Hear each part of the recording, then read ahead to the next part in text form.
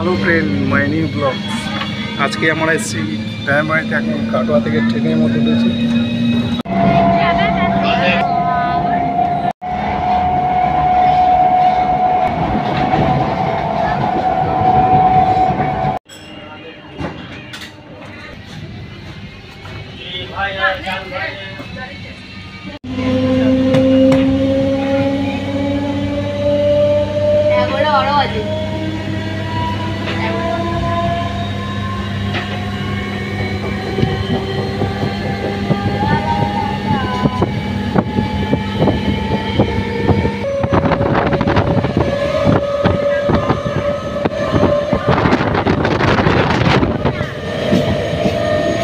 আজকে আমরা ট্রেনে করে এসে গেছি মোটামুটি আমাদের গ্রামের বাড়িতে। আমাদের গ্রামের বাড়ির বীরভূমের মধ্যে আছি।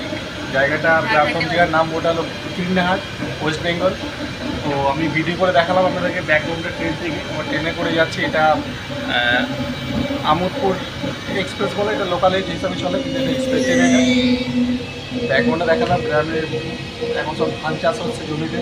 চাষিরা এবং কৃষকরা জমিতে, গ্রামে কৃষকরা এবং জমিতে সব চাষ করছে। দেখতে খুব ভালো লাগে, চারিদিকে সবুজে সবুজ। আর আগের ভিডিওটা যখন আমি দেখেছিলাম তখন ওটা ধান, পাকা ধান ছিল।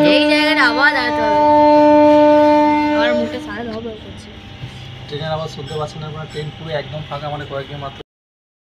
তো বন্ধুরা, আমার এই ব্লগটা তোমাদের কেমন লাগছে অবশ্যই কমেন্ট করে জানাবে। আমি আগের ব্লগ ছেড়েছিলাম আমার আগের চ্যানেলটাতে। তো এখন আমি গ্রামের বাড়িতে এসেছি এবং যাচ্ছি ট্রেনের মধ্যে। আজকে ব্লগটা খুব ইন্টারেস্টিং হতে চলেছে, ঠিক আছে? তোমরা পুরো ব্লগটা দেখবে এবং ভিডিওটা কেমন হচ্ছে অবশ্যই কমেন্ট করে জানাবে। আর আমার চ্যানেল যদি নতুন থাকো, চ্যানেলটাকে অবশ্যই সাবস্ক্রাইব করো। আমার পুরো ভিডিও দেখতে থাকবে। এখন ট্রেনের মধ্যে যাচ্ছে, দেখেছো আমার ডান থেকে দেখা যাচ্ছে খুব খোলা মাঠ, একদম সবুজ মাঠ, একদম ধান জমিতে ধান চাষ হয়ে যায় চারিদিকে। এখন বীরভূমে এখন মোটামুটি ধান চাষই হয়, আর অন্যান্য চাষ হয় আমাদের গ্রাম সাইড দিয়ে। তো ওই চাষগুলো আমি বাড়ি থেকে ভিডিও করে দেখাবো। তো এই ভিডিওটা দেখবে অবশ্যই, আর চ্যানেলটিতে সাবস্ক্রাইব করে নেবে।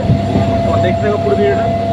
ট্রেন থেকে এত সুন্দর লাগছে। ট্রেন থেকে সকাল থেকে আমরা ট্রেনে বেরিয়েছি আজকে। ট্রেন চেঞ্জ করে আজকে আমোদপুরে এই ট্রেনে উঠেছি। আমাদের কিন্নার নাম, ঠিক আছে? কাটোয়া থেকে উঠেছি ট্রেনের মধ্যে কিন্নার নাম। আমার ফ্যামিলি যাচ্ছে।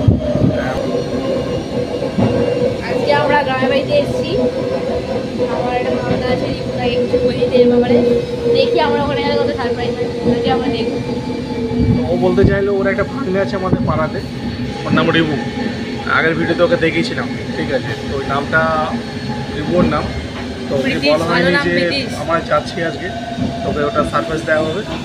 ও দেখে অবাক হবে যে আমাদের কী হচ্ছিল না। কারণ সকালে আজকে ওর সাথে ফোনে কথা হয়েছিল যে তুই কী করছিস, কেমন আছিস। তো ওকে আমরা বলিনি যে আমরা যাচ্ছি আজকে। তো দেখা যাক বাড়ি কি ও কী, মানে ওর আমরা দেখার পরে ও অবাক হয় কি না, বা ও কী বলতে চাই দেখা যাক। ওটা আমি ভিডিওর মধ্যে তুলে ধরবো, আপনাদের দেখাবো। আর গ্রামটা কেমন হয় দেখুন। ট্রেন থেকে যতটা সম্ভব আমি গ্রামটাকে ভিডিও করে দেখাচ্ছি আপনার সামনে। এটা বীরভূম জেলার মধ্যেই পড়ে। এটা এত সুন্দর সুন্দর গ্রাম, ফাঁকা মাঠ। এই স্টেশনটার নাম হচ্ছে দাসকল গ্রাম, এটা বীরভূমের মধ্যে আছে। এইটার পরে আমাদের আসবে কিন্নার। প্ল্যাটফর্ম দেখতে পাচ্ছেন পুরো একদম ফাঁকা, কেন দুপুর টাইমে এই ট্রেনটা অতটা মানে লোকজন হয় না, সকাল দিকটা লোক হয়। ট্রেন একটু আসতে যাচ্ছে বলে বাড়িতে দাঁড়িয়ে একটু ভিডিও করলাম। মানে এত সুন্দর লাগে ট্রেনটা, মানুষজন সব বসে রয়েছে দেখতে পাচ্ছেন আপনার প্ল্যাটফর্মের মধ্যে। ট্রেনটা যাচ্ছে, খুব সুন্দর লাগছে।